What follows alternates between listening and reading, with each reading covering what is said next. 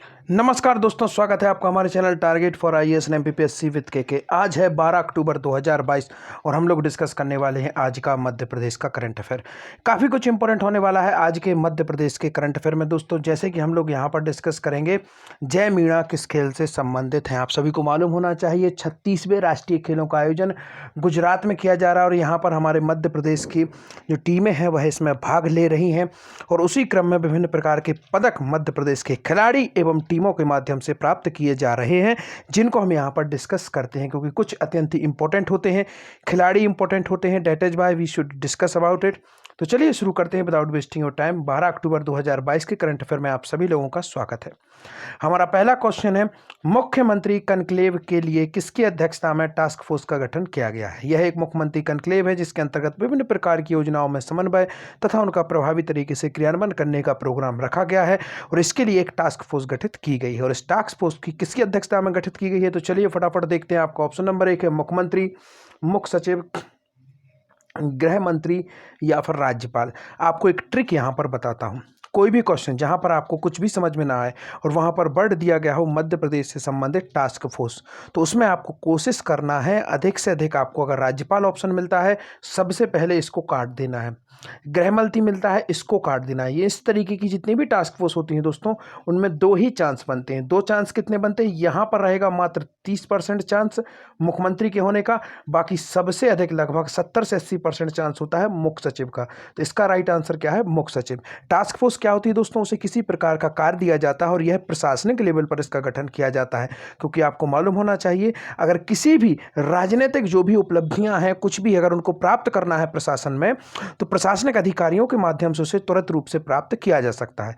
जहां आपको मालूम है लगभग 1 वर्ष बाद मध्य प्रदेश में चुनाव आने हैं और चुनाव के दौरान जो भी योजनाएं हैं उनको तीव्र गति से लोगों तक पहुंचाने का टास्क होता है और उसमें प्रशासनिक जो अधिकारी हैं उनका सहारा लिया जाता है। तो इस तरीके की जितनी भी टास्क फोर्स होती हैं वह किसकी अध्यक्षता में बनाई जाती हैं, अधिकतम मुख्य सचिव की।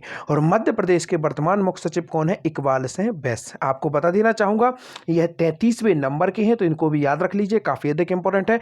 मुख्यमंत्री शिवराज सिंह चौहान ने दोस्तों 23 मार्च 2020 को शपथ ली थी और इसके एक दिन बाद 24 मार्च 2020 को इन्हें मध्य प्रदेश का 33वें नंबर का मुख्य सचिव बना दिया गया था। तो आप समझ सकते हैं कितने इंपॉर्टेंट यह व्यक्ति हैं। तो इनका नाम आपको याद रखना है, इकबाल सिंह वैश्य 33वें नंबर के हैं। और राज्यपाल हमारे किस नंबर के हैं, 30वें नंबर के हैं, मंगू भाई पटेल इनका नाम है। यह क्या थे, पहले गुजरात में मंत्री हुआ करते थे और गुजरात की जो प्रथम महिला मुख्यमंत्री थी आनंदीबेन पटेल, वही भी मध्य प्रदेश की सेकंड महिला राज्यपाल रही हैं। तो इसको भी आपको याद रखना है। आगे बढ़ते हैं। राज्य शासन ने मुख्यमंत्री कनक्लेव में दिए गए निर्णय अनुसार राज्य में नागरिकों के जीवन को सरल एवं सुखद बनाने के लिए मुख्य सचिव की अध्यक्षता में टास्क फोर्स का गठन किया है। आगे बढ़ते हैं। नेक्स्ट क्वेश्चन, प्रदेश में 15,448 श्रमिक परिवारों को मिलेगा कितने करोड़ रुपए का संबल। रायसेन जिले में यह पूरा का पूरा कार्यक्रम किया जाएगा सिंगल क्लिक के माध्यम से। आप सभी को मालूम है बीच में जब कांग्रेस गवर्नमेंट आई थी उस दौरान इस योजना को बंद कर दिया गया था, परंतु दोबारा से बीजेपी गवर्नमेंट आने के बाद संबल पार्ट 2 की शुरुआत की गई है। यहाँ पर आप देखेंगे कुछ योजनाएं हैं जिनको दोबारा से शुरुआत मध्य प्रदेश में की गई पार्ट 2 नाम देकर, जैसे कि मुख्यमंत्री तीर्थ दर्शन योजना की शुरुआत कर दी गई थी अप्रैल माह में, तो इसको आपको याद रखना है।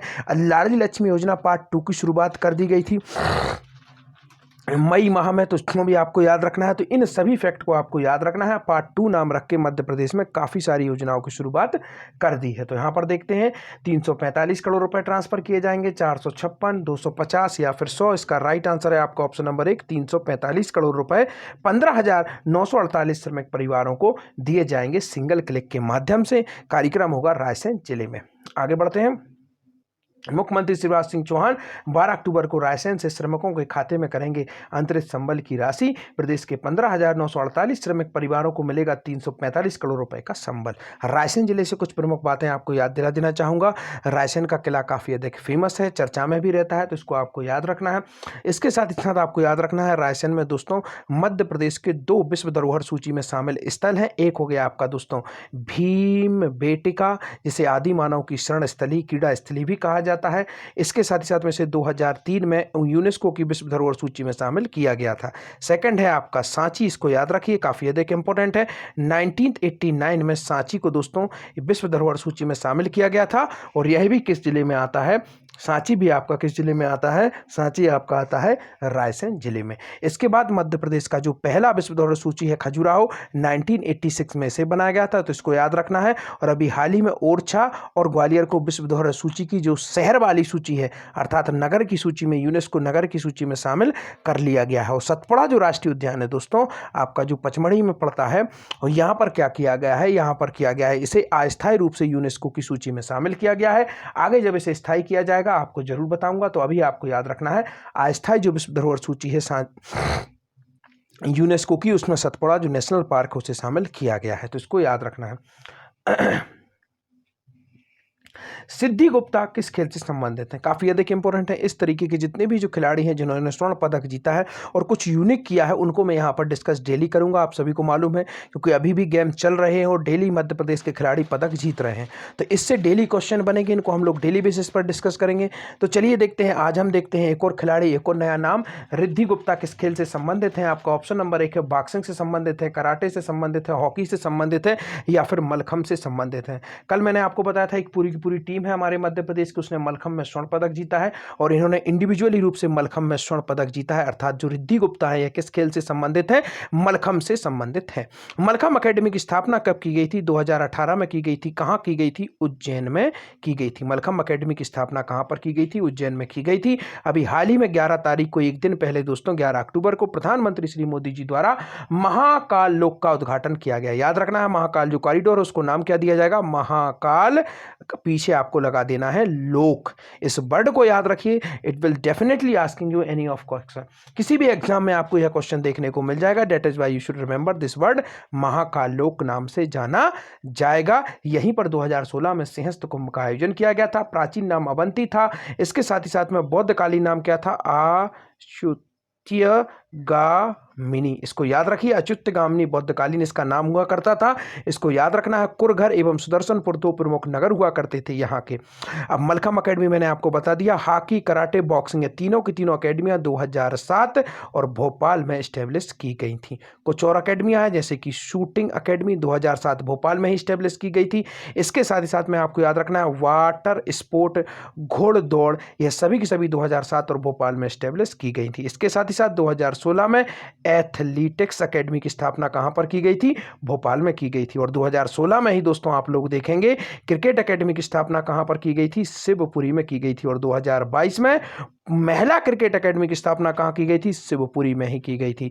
इन सभी पॉइंट्स को आपको याद रखना है, मोस्ट प्रोबेबल क्वेश्चंस हैं, ये आपसे कभी भी पूछे जा सकते हैं। 2013 में किस अकेडमी की स्थापना हुई थी, तीरंदाजी अकेडमी की स्थापना हुई थी, तो इसको भी याद रखना है। 2013 में किस अकेडमी की स्थापना हुई थी, तीरंदाजी अकेडमी, जबलपुर में स्थापना हुई थी। आगे बढ़ते हैं, सिद्धि गुप्ता ने कौन सा पदक हासिल किया, ऑप्शन नंबर 1 स्वर्ण पदक, कांस्य पदक, रजत पदक, या फिर कोई नहीं। राइट आंसर इज डेट, स्वर्ण पदक इन्होंने हासिल किया है मलखंब में। सेकंड देखते हैं, सिद्धि गुप्ता ने रोप मलखंब में कौन सा पदक हासिल किया, तो एक और पदक इन्होंने हासिल किया है रोप मलखंब में। दो प्रकार के मलखंब होते हैं, रोप मलखंब में इन्होंने रजत पदक प्राप्त किया है, तो इसको आपको याद रखना है। पूरी न्यूज को हम यहाँ पर डिस्कस कर लेते हैं। मुख्यमंत्री शिवराज सिंह चौहान ने गुजरात में 36वें राष्ट्रीय खेलों में मलखंब स्पर्धा में मध्य प्रदेश की सिद्धि गुप्ता को स्वर्ण पदक और रोप मलखंब में रजत पदक जीतने पर बधाई दी और शुभकामनाएं भी दी।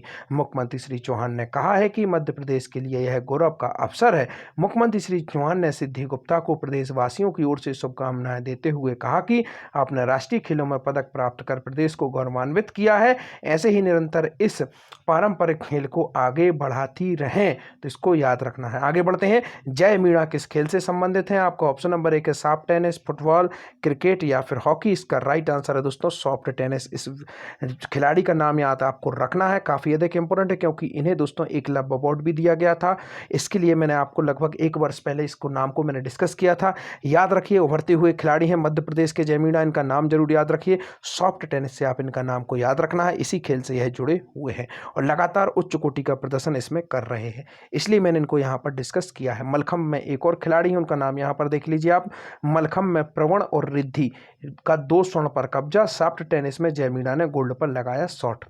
36वें राष्ट्रीय खेलों में आज मध्य प्रदेश के खिलाड़ियों ने 3 स्वर्ण, 7 रजत और 3 कांस्य पदक हासिल किए हैं। अब तक मध्य प्रदेश ने दोस्तों 19 स्वर्ण, 23 रजत और 17 कांस्य पदक साथ कुल 59 मेडल जीते हैं। मध्य प्रदेश के प्रणव कोरी ने हैंगिंग मलखंभ में स्वर्ण पदक हासिल किया है। इसी प्रकार पोल मलखंभ में सिद्धि गुप्ता ने स्वर्ण पदक और रोप मलखंभ में रजत पदक हासिल किया है। मध्य प्रदेश के राजवीर पवार ने रोप मलखंभ में रजत पदक जीता है। मध्य प्रदेश के मलखंभ खिलाड़ी चंद्रशेखर चौहान ने रोप और पोल मलखंभ इवेंट में क्रमशः एक एक कांस्य पदक हासिल किए हैं। आज के आपके क्वेश्चन, साइबर तहसील बनाने का पायलट प्रोजेक्ट मध्य प्रदेश के किन जिलों में चलाया गया है। नेक्स्ट है आपका मेडिकल की पढ़ाई का हिंदी में शुभारंभ किसके द्वारा किया जाएगा। Thank you so much watching this video.